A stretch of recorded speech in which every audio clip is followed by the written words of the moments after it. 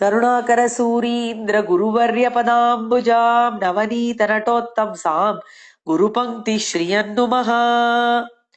Dear friends, today I am here to tell you a story titled Focus on Purpose.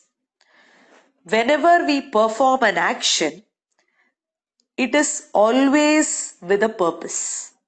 It is important that we focus on the purpose and never deviate from it. This lesson has been taught to us by Lord Narayana himself. Lord Narayana takes incarnations time and again, and the reason behind his taking these incarnations or avatars has been clearly mentioned by him in the Bhagavad Gita. What is the purpose of the Lord's avatarams? The purpose is threefold, he says. Three things he tries to achieve by taking avatars. What are they? The first one is to safeguard the virtuous. Paritranaya sadhuna. The second is to get rid of evil. In the process of safeguarding the virtuous, the Lord has to destroy evil. So he says, Vinashaya cha dushkritam. By safeguarding the virtuous and destroying the evil, the Lord establishes dharma time and again. Dharma samsthapanarthaya. Thus he takes incarnations across the yugas. Sambhavami yuge yuge, says the Lord. So, the purpose of his incarnations is very clear. As said some time before, in order to safeguard the virtuous, the Lord even has to kill many evil forces in his avatars. For example, in the Matsya Avatara, the Lord killed the Asura named Hayagriva. In the Kurma Avatara, though the Lord did not directly kill anybody, he ensured that the Asuras who held the mouth of the serpent Vasuki got bitten and killed by the poison. In the Varaha Avatara, he killed Hiranyaksha. As Narasimha, he killed Hiranyakashipu. As Parashurama, he destroyed 21 generations of evil rulers.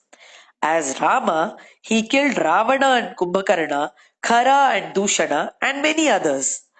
As Balarama, he killed Pralamba.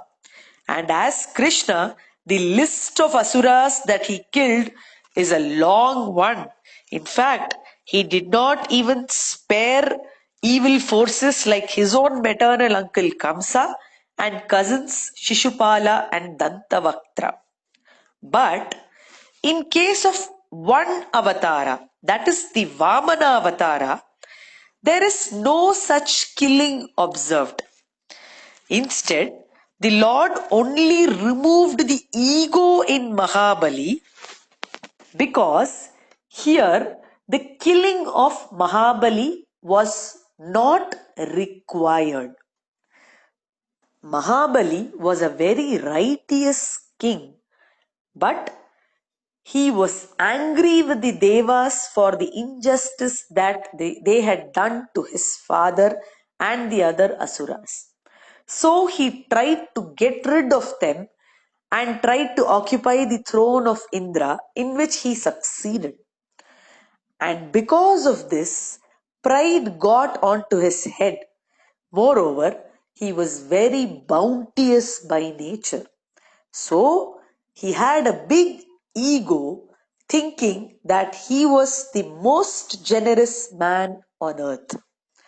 The Lord decided to cure this man of this ego and also achieve the purpose of saving the righteous in this avatara.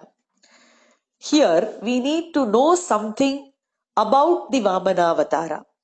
It so happened that when Mahabali occupied the throne of Indra in Swargaloka and drove away all the Devas from there, the mother of the Devas, Aditi Devi, went and surrendered to Lord Narayana.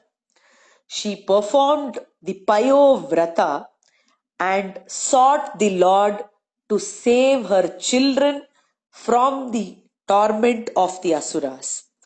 Lord Narayana yielded and took an incarnation as the very own son of Aditi Devi and came to be called as Vamana.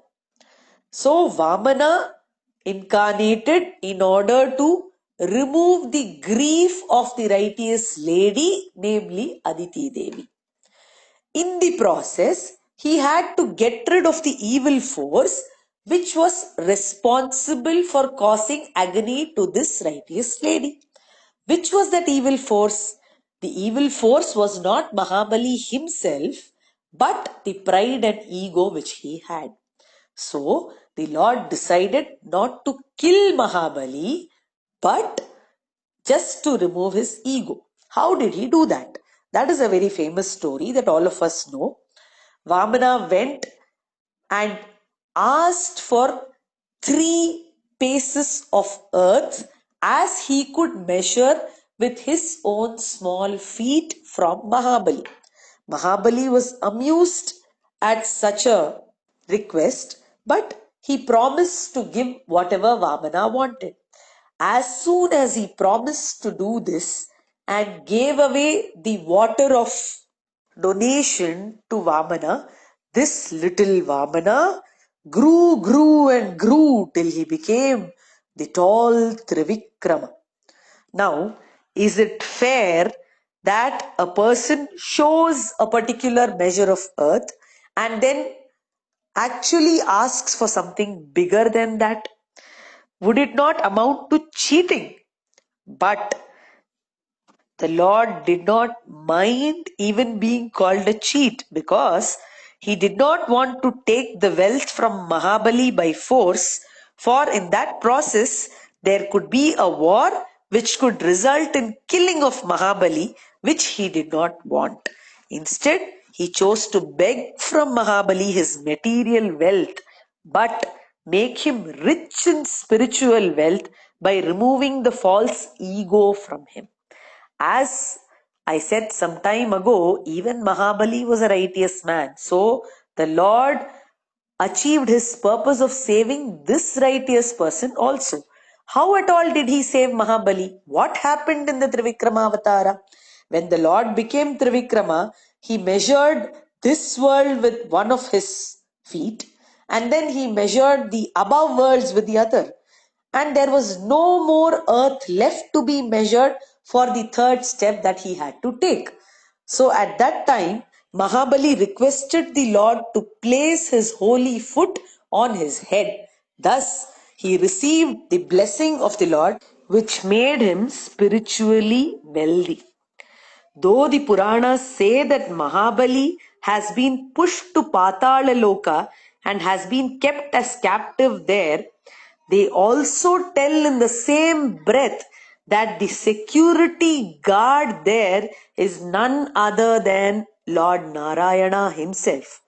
Later, when Ravana was on a tour challenging all countable forces to fight with him, he went to Patala Loka, where Mahabali is kept captive, and there he asked the security watchman, who is none other than the Lord, to open the door.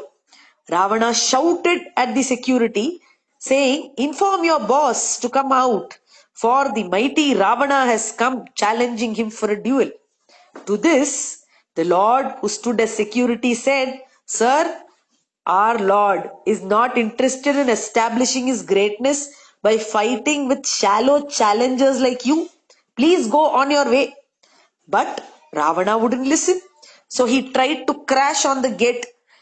The security, who was none other than Lord Narayana himself, took out his danda and bet Ravana and spun him in such a pace that Ravana was carried all the way to Lanka and thrown onto his bed, much to the horror and surprise of everybody there.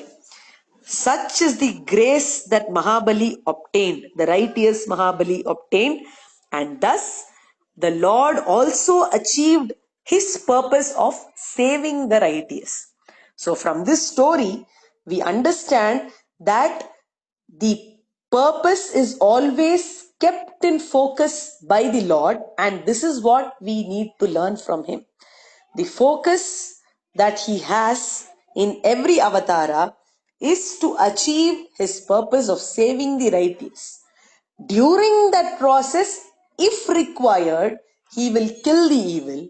If not, he will just remove the evilhood of the person who is seeming evil. Thus, it is extremely important to keep focus on our purpose. Thank you.